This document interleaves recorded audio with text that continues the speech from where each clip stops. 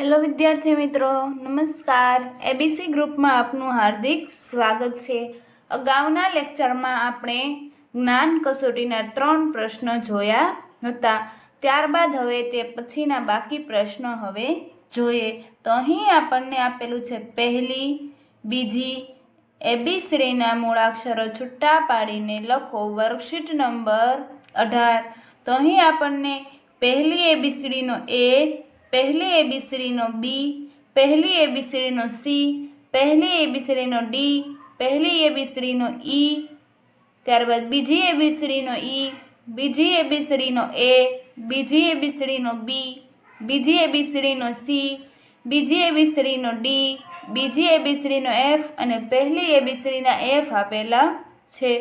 તો અહીં આપણે પહેલી અને બીજી એબીસીડીના મૂળાક્ષરો છૂટા પાડીને લખીએ. અહીં આપણે પહેલી એબીસીડીના મૂળાક્ષરો લખીશું, અહીં આપણે બીજી એબીસીડીના મૂળાક્ષરો લખીએ. તો જોઈએ. સૌ પ્રથમ તો આપણને પહેલી એબીસીડીનો એ આપેલો છે, તે માટે અહીં આપણે લખીશું એ. અને પહેલી એબીસીડીનો એ પહેલી અને બીજી 2 લીટીમાં લખવાનો થશે. કેપિટલ લેટર્સ હંમેશા પહેલી અને બીજી 2 લીટીમાં લખાશે.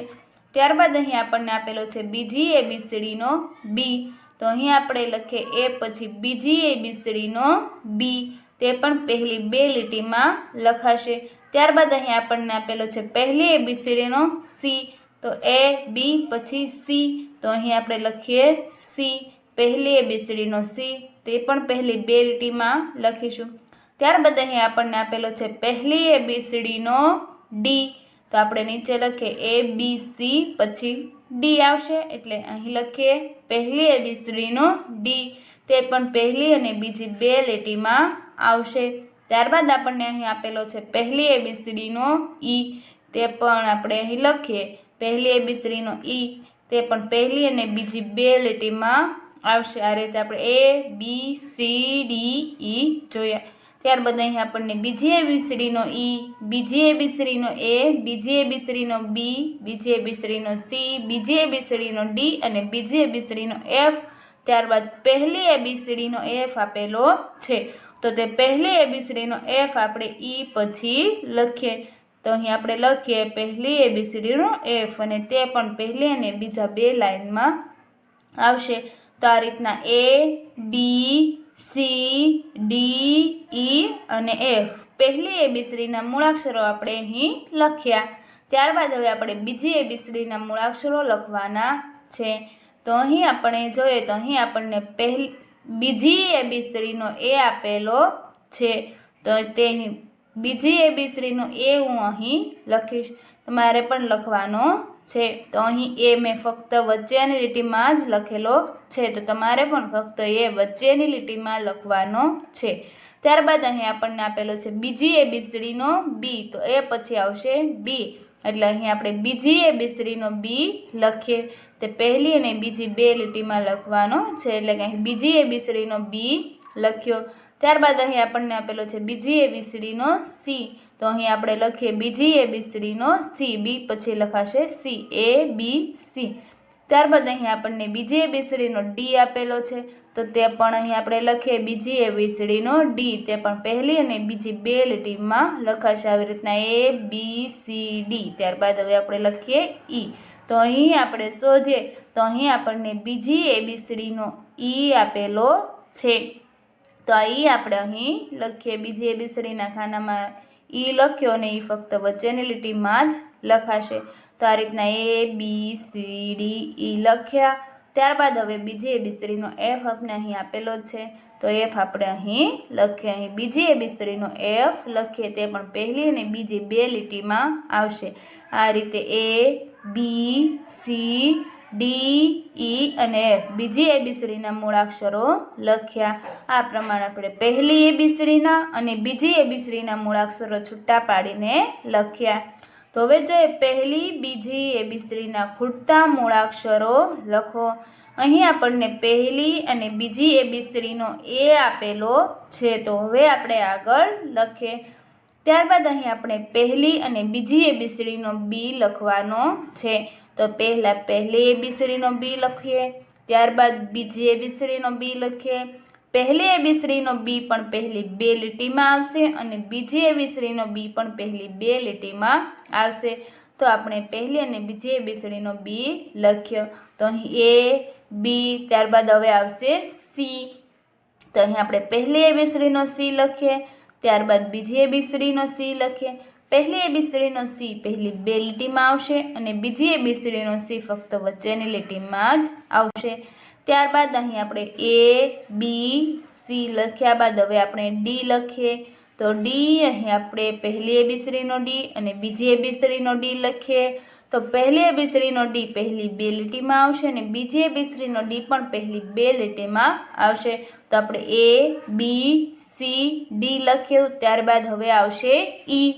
તો અહીં આપણે ઈ પહેલી એબીસીડીનો લખીએ અને બીજી એબીસીડીનો ઈ લખીએ. પહેલી એબીસીડીનો ઈ પહેલી બે લીટીમાં આવશે અને બીજી એબીસીડીનો ઈ ફક્ત વચ્ચેની લીટીમાં આવશે. તો આપણે અહીં ઈ લખ્યો. તો એ બી સી ડી ઈ. હવે ત્યારબાદ આપણે એફ લખીએ. એફ, અહીં આપણે પહેલી એબીસીડીનો એફ લખીએ, બીજી એબીસીડીનો એફ લખીએ. પહેલી અને બીજી બંને એબીસીડીનો એફ પહેલી બે લાઇનમાં આવશે. આ રીતને આપણે એ બી સી ડી ઈ અને એફ લખ્યા. પહેલી અને બીજી બંને એબીસીડીના મૂળાક્ષરો એથી એફ લખ્યા. ત્યારબાદ હવે નીચે પણ આપણે એ ટુ એફ લખવાના છે. તો અહીં પણ આપણે ઉપર લખ્યું તે મુજબ પહેલી એબીસીડીનો એ, બીજી એબીસીડીનો એ લખવાનું છે.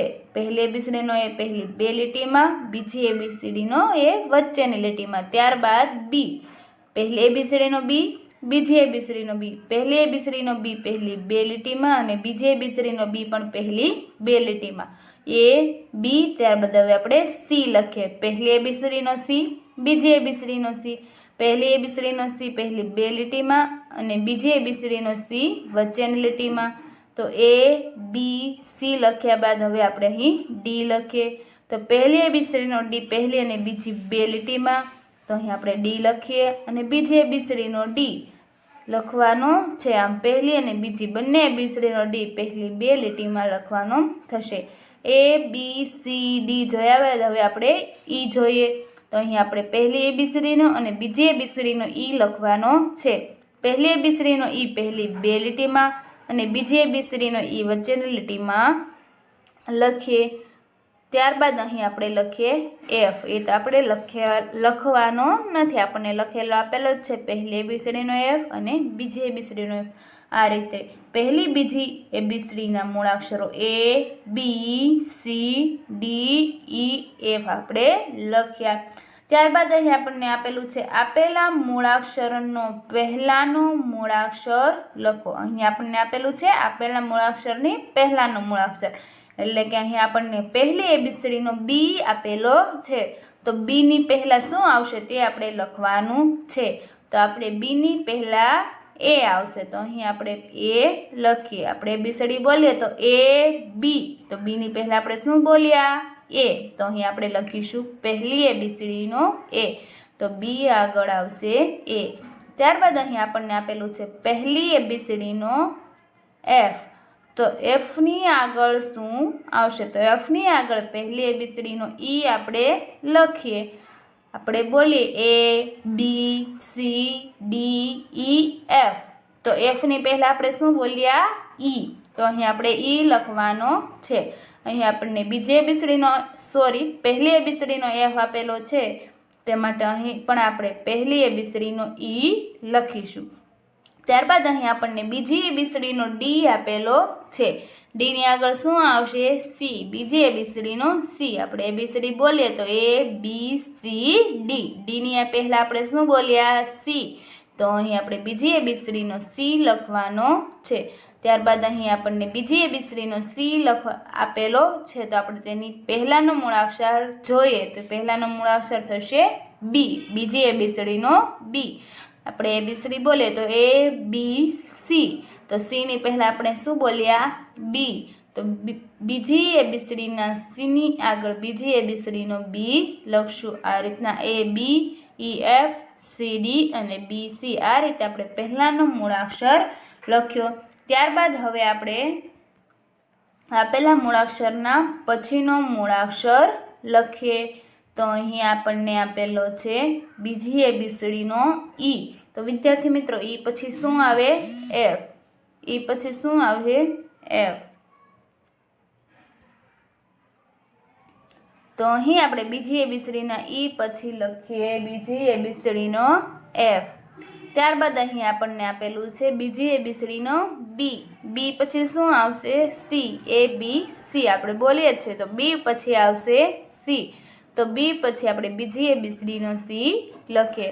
ત્યારબાદ અહીં આપણને પહેલી એબીસીડીનો એ આપેલો છે, તો એ પછી શું આવશે? બી. તો અહીં આપણે લખીએ બી. અહીં આપણે બીજી એબીસીડીનો બી લખીએ. ત્યારબાદ અહીં આપણને પહેલી એબીસીડીનો ડી આપેલો છે, તો ડી પછી શું આવશે? ઈ. તો અહીં આપણે ઈ લખવાનો છે, પહેલી એબીસીડીનો ઈ લખવાનો છે. આ રીતે આપણે ઈ પછી એફ, બી પછીનો મૂળાક્ષર સી, એ પછીનો મૂળાક્ષર બી અને ડી પછીનો મૂળાક્ષર ઈ લખ્યો. આ રીતે આપણે પછીના મૂળાક્ષર જોયા. ત્યારબાદ અહીં આપણે જોઈએ યોગ્ય જોડકા જોડો.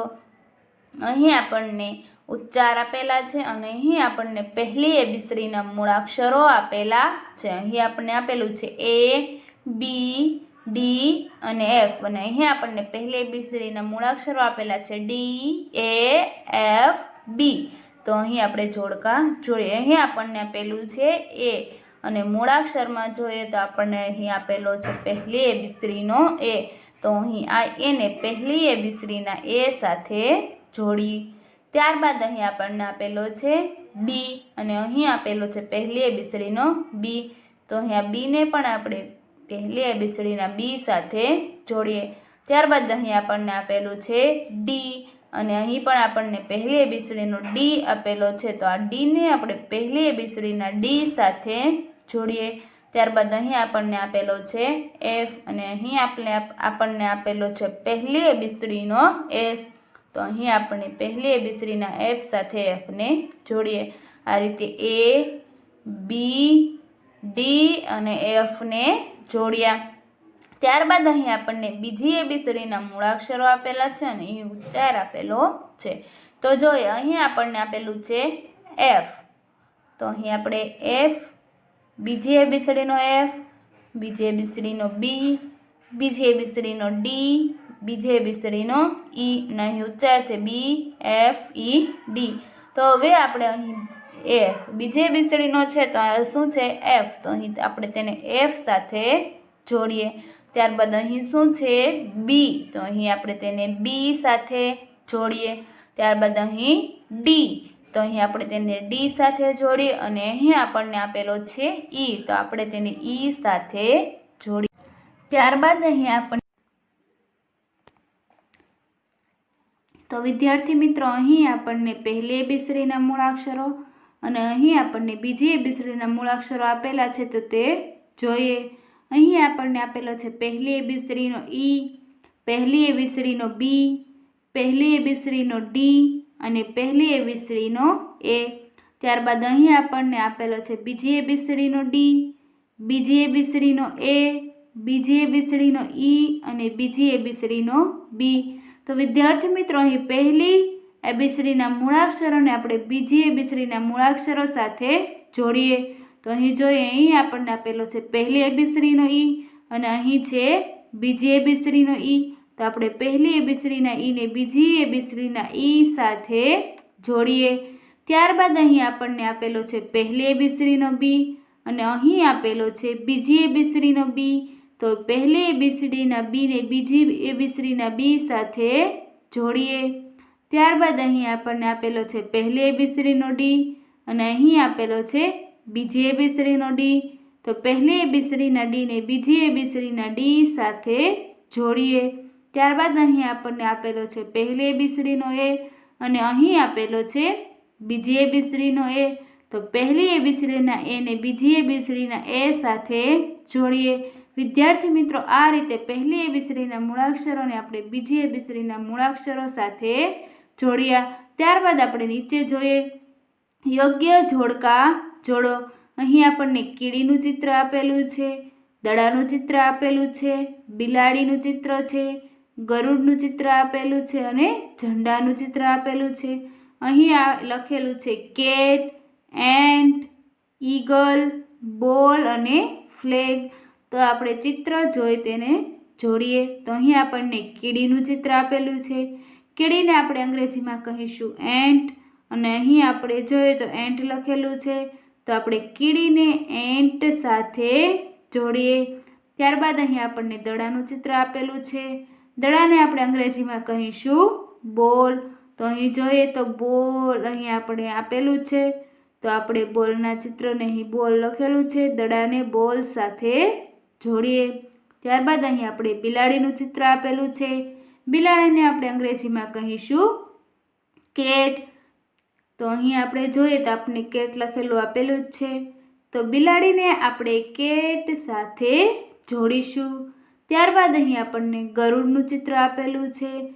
ગરુડને આપણે અંગ્રેજીમાં કહીશું ઈગલ. તો અહીં આપણને ઈગલ લખેલું જ છે. તો ગરુડને આપણે ઈગલ સાથે જોડીએ. ત્યારબાદ અહીં આપણને ઝંડાનું ચિત્ર આપેલું છે. ઝંડાને આપણે અંગ્રેજીમાં કહીશું ફ્લેગ, અને નીચે ફ્લેગ લખેલું છે. તો ઝંડાને આપણે ફ્લેગ સાથે જોડીએ.